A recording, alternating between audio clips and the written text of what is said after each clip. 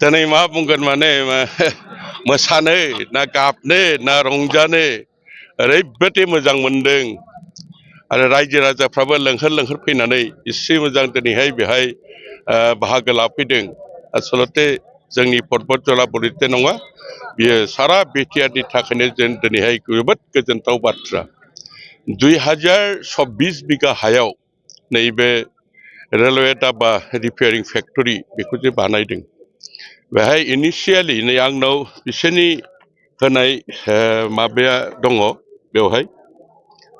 होनाय मथे दा फेज 1 नि खामानिया जागोन बे फेज 1 आव 256 कौटिनि खामा दा आरामाव जागोन बेनिफ्राय लासै लासै बियो फेज बाय फेज जालांबाय थागोन आरोखि आरो मोनसे बाथ्राखौ चिफ इन्जिनियारा गावनि बिबुंथियाव बुंलांदों जे जों बिसेसकरि बे ओनसोलाव लकालनि मानसिफोरखौ बिसेसकै ग्रेड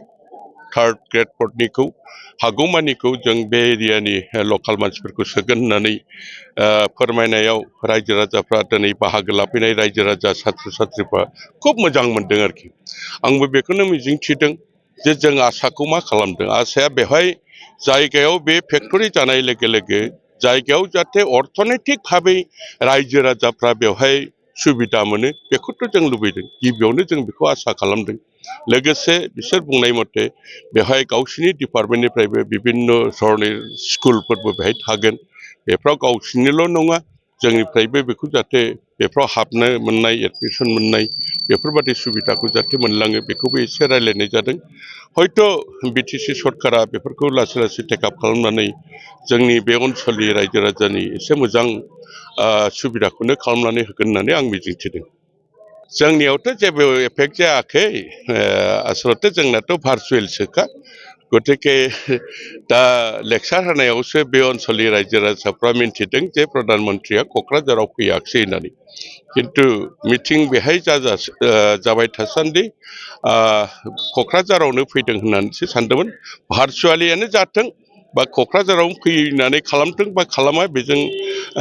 गोनां बाथ्रा नङा माने रायजो राजाफ्रा बेखौनो मोजां मोनदों जे बेवहाय मोनसे मोजां मोनसे प्रकल्प जानो थांगासिनो दं बासबारिया मानो अट'मेटिक जौगागोन 2000 बिगायाव बे फेक्टरिया जागोन रेल लाइन गोदान ओंखारगोन आरो नैबे रिपर्ट मथे दैलि माने 10टा करि वागनखौ रिपेयार खालामनो हानाय केपासिटि खालामगोन होननानै बेवहाय लिरनाय दं आरोखि आरो टटाल बाउन्डारियानो 7260 माने किल'मिटार बाउन्डारियानो गतिके बेखौ नायोबाथ' बहुद मोजाङैनो जागोन आरोखि ओनसोलनि रायजो राजाफ्रा जथेस्थ' सुबिदा मोनगोन लोगोसे जोंहा एसे बासबारिया जौगानायनिफ्राय जौगागासिनो दं नै दाखालिसो बावै जोंनि दानि मान गोनां चिफ हाग्रामा महिलारि बिथाङा बेवहाय आयुष हस्पिटाल गायसननानै गालांबाय हरनि बे सेरावनो आरो बिनिफ्राय बिनि सेरावनो आरो पलिटेकनिक इन्सटिटिउसनखौबो बिथाङा दाखालि गायसननानै होलांबाय गतिके आं पार्सनेलि मोजां मोननायनि खारना जाहैबाय 1980नि कनफारेन्सआव बे ओनसोलनि रायजो राजाफ्रा जे श्रम दान जे खस्थ'खौ मोनदोंमोन दिनै बे आयुष हस्पिटाल बे पलिटेकनिक आरो नैबे रेलवे कच फेक्टरि रिपेयारिं कच फेक्टरि जानायाव बे माने जे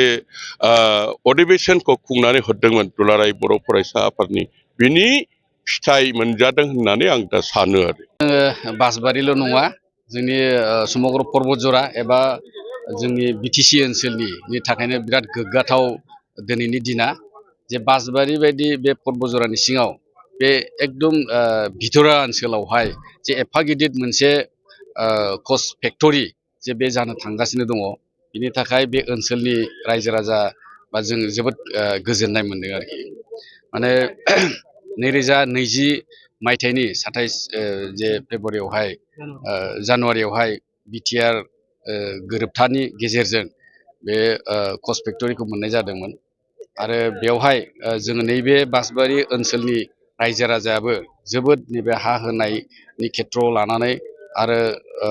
गोबां बे अफिसियेल दौरा दौरिखौ जोङो मोजाङै जों मावफुंनो हानाय बायदि जादों बे समग्र बे जोंनि ओनसोलनि रायजो राजा नि हेफाजाबजों जों बे जायगायावहाय जों लाबोनो हादों जों जोबोद माने गोजोननाय मोनो आरोखि। जों आसा खालामदों बे कच फेक्ट'रिया जाखांनायनि उनाव बे जोंनि बासबारि ओनसोल बा पर्बतजरा ओनसोल बा बिटिआर ओनसोलावनो मोनसे इक'नमिक जे जौगानाय बियो फैगोन आरो जोंनि बेखार जेनाखि लाइमोन सेंग्रा सिख्लाफोर दङ बिथांमोनाबो एसेब्लाबो बेवहाय सुबिदाखौ मोनगोन होननानै जों आसा खालामदों आरो खामानिया फ्राय रानिं जागासिनो दङ आरो दिनैहाय अफिसियेलि जोंनि मानगोनां जोंनि भारतनि प्रधान मन्त्रि बिथाङा दिनैहाय अफिसियेलि बेखौहाय फाउन्डेसन खालामबाय दा 257 कौटि रां इनिशियेलि दा हरग्रोनाय जादों आरो बिनि सेकेन्डआवहाय 1100 कौटि थाखा हरगोन होननाय जों मिथिनो मोनदों दा टेन्डारनि प्रसेसा जासिगोन आरो बिनि उनावहाय गोबां खामानि ओंखारगोन दा बिनि थाखायनो बेनि गेजेरजों आङो जोंनि बे ओनसोलनि जायनोखि बेखारफोर दङ बिथांमोनाबो जाहाथे बेयावहाय जगाजग खालामनानै खामानि दामानिफोरखौ जोंनि ओनसोलनि जायनोखि बेखारफोर थानानै दङ बिथांमोनानो जाहाथे मावफैनो हायो बेखौबो जोङो खावलायदों आरो बेजों लोगोसे बे ओनसोलावहाय जोंना आयुष हस्पिटाल बेबो बानायगासिनो दङ आरो जोंना खाथियाव पलिटेकनिकेल कलेज बेबो बानायगासिनो दङ आसा खालामदों बे ओनसोला फैगोन 4-5 बोसोरावहाय मोनसे मोजां थासारियाव सफैगोन होननानै जों साननो हायो आरो जों बे खामानि जाफुंनायनि माबायावहाय जोङो जोंनि बारग' जेनाखि CM प्रमद बर' सार बिथांखौ जोङो धन्यबाद होयो जे बिथाङा बे बिटिआर एग्रिमेन्टनि गेजेरजों जोंनि बेबायदि मोनसे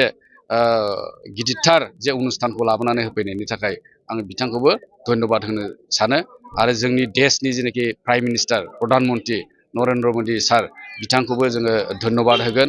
आसामनि जेनाखि गिबि मन्त्रि बिथांखौबो जों धन्यबाद होगोन आरो दा बिटिसिनि जेनाखि चिफ हाग्रामा महिलारि बिथांखौबो जों धन्यबाद होगोन आरो बिनिफ्राय साबसिन जाहाथे जोंनि बे ओनसोल गोग्लैसोनाय ओनसोलावहाय लामा सामा बिथिंखौ जाहाथे नायो आरो दा खोनानो मोनदों दिनैहाय आसाम माला 3.0 बेखौहाय दिनैहाय मानगोनां प्रधान मन्त्रि बिथाङा इन'ग्रेसन खालामलांबाय दा जोंहा मोनसे गिदिरथार आसाम माला लामा दङ